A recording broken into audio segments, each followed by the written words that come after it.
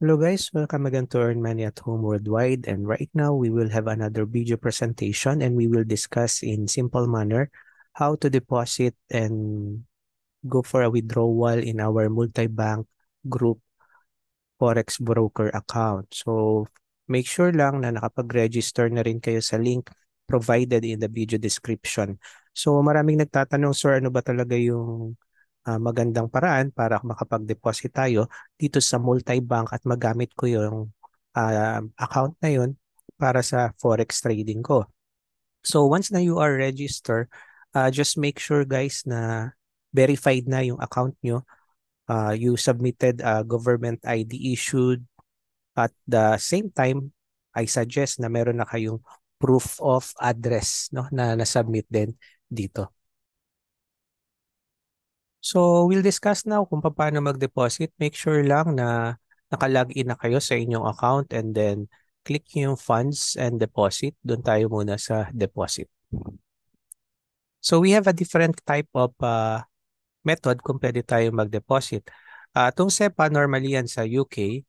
Kung makikita nyo, pipiliin nyo lang yung trading account, Mex Atlantic, and this is actually in UK. At dyan kayo pwedeng mag-deposit ng account through over-the-counter.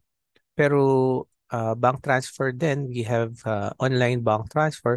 Kaya lang pagka dito kayo pumindot, Harris Bank lang and Mashreq Bank. Mashreq Bank is based in UAE and Harris Bank is based in USA.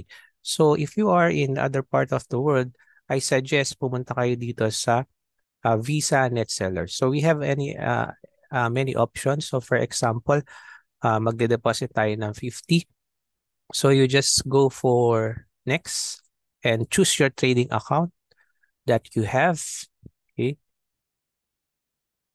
And then fill up nyo lang yung details niyan. Once na na-fill up nyo na, you can go next.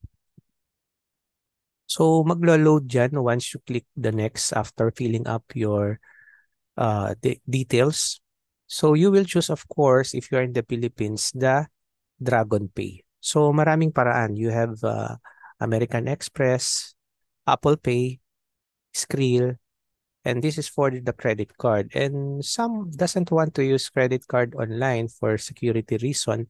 They prefer Dragon Pay. So you just need to click Dragon Pay and then mention that you will deposit the $50 and click the $50.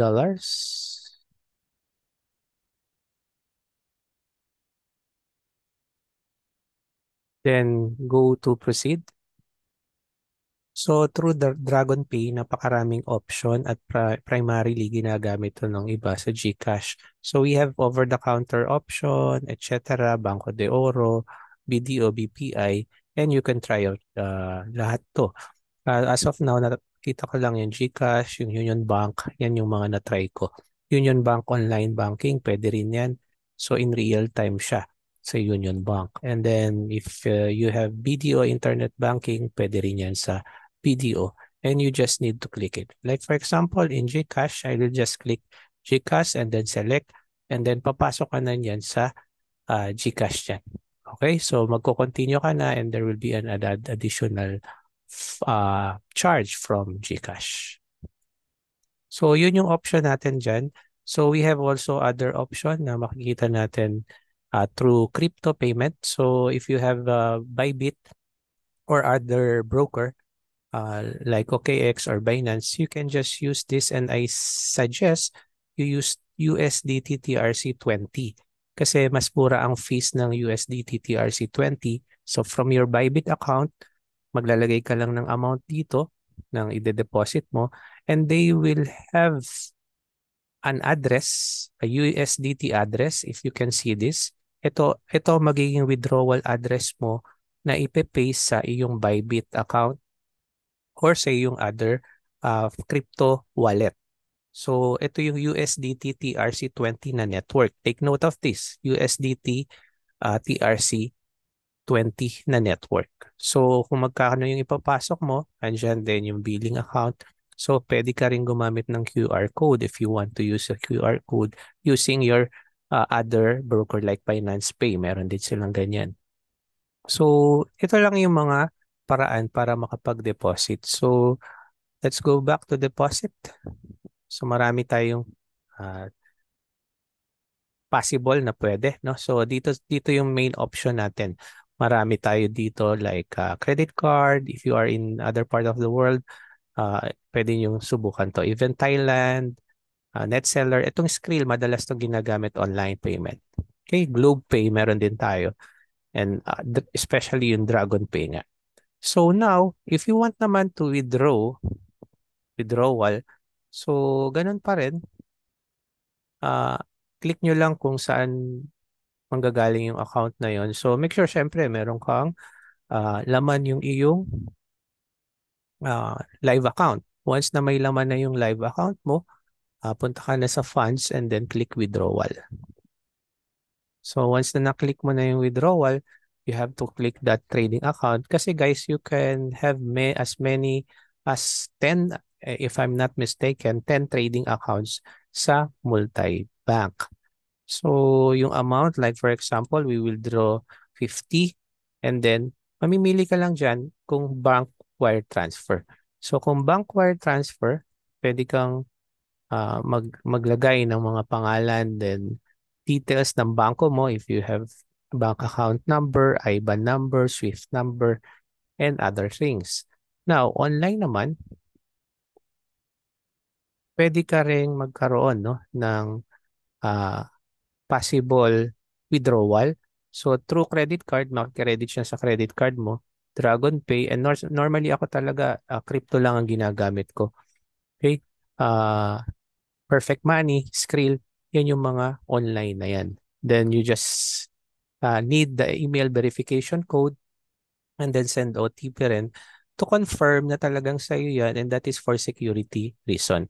And take note guys, don't ever give to anyone your password in this dashboard. Okay? Dito sa dashboard mo sa multi-bank account. Even yan sa EA bot or sa iba man. Kasi sa EA bot, ang mga binibigay lang natin is MT4 password, which should be difference in our access in multi-bank dashboard. Kasi nandito ang pinaka account access mo ng deposit and withdrawal. So anything na makuha to, yung password mo dito, kaya nga tayo may OTP is, ayan, isa-send yan sa ating email. Okay? Or, yan, email verification code. Just to make sure na ikaw talaga yung nagwi-withdraw. So, yan lang guys, ang deposit and withdrawals ng ating multi-bank account. So, if you have any question, just comment doon sa mga question natin. So, bakit nga ba multi-bank account ang pinili ko sa ngayon? Isa sa primarily na gamit ko. First of all, if you remember, this is the largest and most regulated financial derivative institution worldwide. They have a lot of regulatory licenses across the 5 continents. At the same time, yun nga, madali naman ang mag-deposit and withdraw. And thirdly, of course, yung customer service. Madaling malapitan ng mga account manager, even the country manager. If you have some issue or question para rin doon sa ibang mga tao na gusto mong matulungan na makapag-forex trading using multi-bank group. Isa kasi sa mga importante yung customer service. Yes, maaaring maganda siya, but it's not friendly for Philippine-based users or kaya hindi siya friendly sa bansang to. Yun ang isa ng mga dapat nating tignan. So far, okay ang multi-bank group forex broker natin, and this is one of my recommended right now. So again, thank you for watching here in Earn Money at Home Worldwide.